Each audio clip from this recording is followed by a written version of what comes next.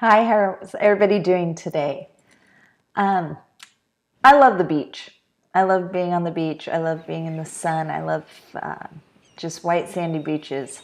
It's one of my favorite places to be. One of my favorite vacations. And I kind of have a story about the beach.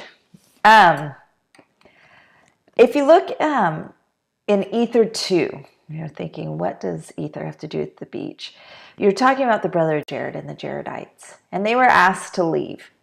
And they go through the wilderness and everything. And in chapter 2, verse 13, it says, now they got to they did all their journeys, and it says, and they got to the tents, and they were in the tents upon the seashore for a space of 4 years. So they were on the beach for 4 years. And then what happens after that in verse 14, the Lord comes to the brother of Jared and chastises him for not praying and not calling upon the Lord and not remembering the Lord. Now, I was in an institute class back in Battleground, and Sandy Ryrie was my institute teacher, who I love. And she was teaching this lesson, and she said, do you think he's a prophet? Do you think, he really wasn't praying? Do you think he really for 4 years didn't call upon the Lord? And her thought was, no, he was sitting on the beach. He was enjoying life. He was, they'd gone through the wilderness. They got there. He wasn't praying for the right things. He wasn't asking, what do I do now? He was just enjoying sitting on the beach. And she goes, what in our life, what beach are you sitting on right now? And what do you know that you're just sitting and you're coasting and you're enjoying life? And what beach do you need to get off of? Because for them to cross the great waters, that was going to be a lot of work. To build the barges, to do all those things, that was a lot of work. It was more enjoyable to sit on the beach for 4 years than it would be to do all the work he needed to do. But all that work was going to get him to the promised land, was going to get them to a choice land. But it's a lot of work. And so they sat there for 4 years on the beach, and the Lord came and chastised him and said, you're not calling upon me. Not that you're not praying, but you're not praying for the right things to get off this beach. Well, she taught this lesson, and it was in January 2006. And if you remember, and I don't know if you do, but in the fall of 2005, President Hinckley had came out and had asked families to reread the Book of Mormon, to read it and to read it as a family, and that you will get closer to the Spirit.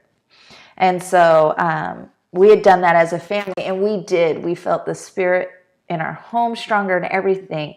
And then here I am in this lesson in January. And she's like, what beach are you sitting on? What beach do you need to get off of? At the time, I had 5 kids, at the time, I had 3 kids, 2 boys and a girl. My youngest had just started kindergarten. Life was great. And she says, what beach are you on?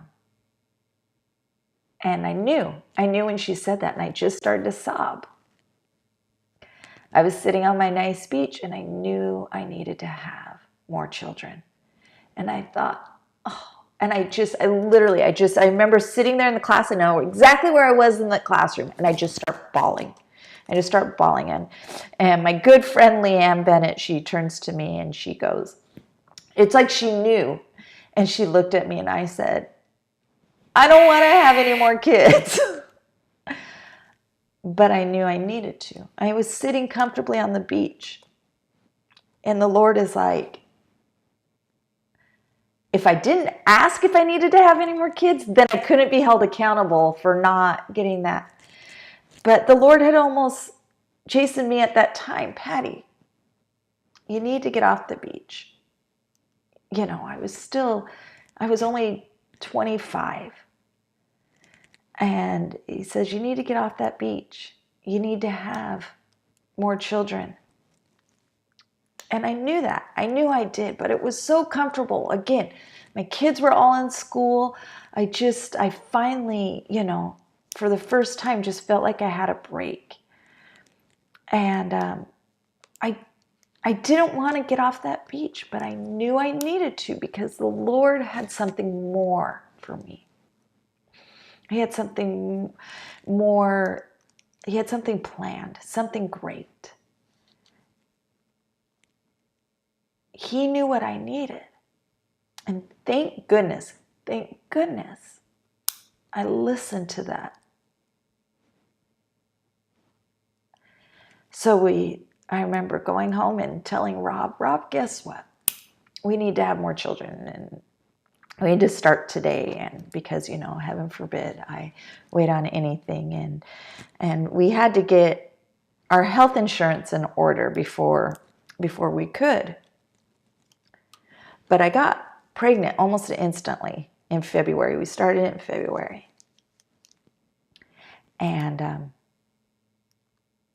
which was a total shock. We didn't think it would happen that fast. And fast forward to the 5-month, it's back in the olden days. I guess now you can find things out right away. But, you don't have, back then you didn't have your first ultrasound till 5 months. And I didn't have mine until then. And I went to my first ultrasound. And a lady goes, "Is this your first ultrasound?" And I said, "Yes." "Why?" And Rob's there with me and we're finding out the sex of our baby. And she goes, "Did you know you're having twins?" And I started laughing and crying at the same time. Like, are you kidding me? And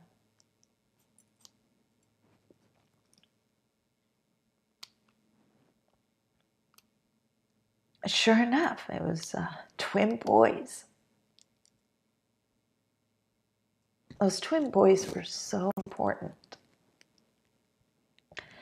because when Rob got sick and he passed away, those twin boys were only 16 months old.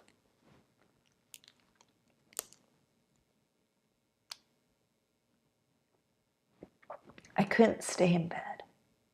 I couldn't feel sorry for myself. I had to have a schedule. I had to get up out of bed. I had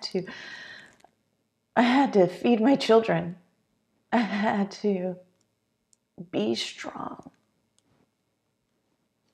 Those twin boys saved me as hard as horrible twins are. Twins are the hardest thing ever. I'm sure triplets, whatever, are harder, but twins are so hard. Everybody wants twins, and I don't know why, because I always say, well, then I hope you get twins, because they're the worst. And I tell my boys that all the time. You're the worst. Twins are so hard.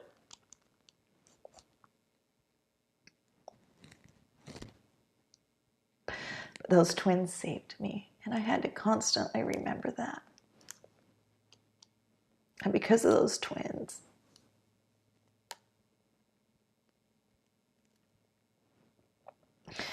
I had to be a mom. I couldn't feel sorry for myself. I had to get out of bed.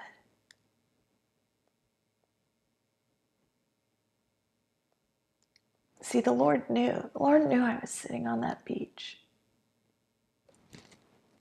And I was enjoying life, and it was like the calm before the storm. It's like, "Okay, Patti, you've been on this beach, but now it's time for you to build your barge and to go cross those waters and to do those things." I don't know why. I don't know why I listened. I don't know why I did it, if that makes sense. I always, I try to do what the Lord wants, but I kind of do it begrudgingly. I'm just thankful that the Lord continues to still believe in me and still trust in me and still give me promptings and still helps me even when it's hard to be obedient and it's hard to do the things He wants when life is so nice. I'm thankful. I'm thankful for I love those. I mean, obviously, I love those twins with all my heart. And I'm so grateful for that. And I'm thankful for the Lord. I'm thankful for those institute teachers. I'm thankful for the scriptures. I'm thankful for friends who help. But most of all, I'm thankful the Lord knows me so well. He knows what I need. And I'm thankful that somewhere inside I listen. That I do what He needs me to do. So I want you to think about what does the Lord need you to do? And guess what? It changes all the time and different aspects of life and different things. And don't ever compare. Don't compare. Just what does the Lord need you to do? And be strong enough to listen, because I promise you, He only wants what's best. And He knows what's best.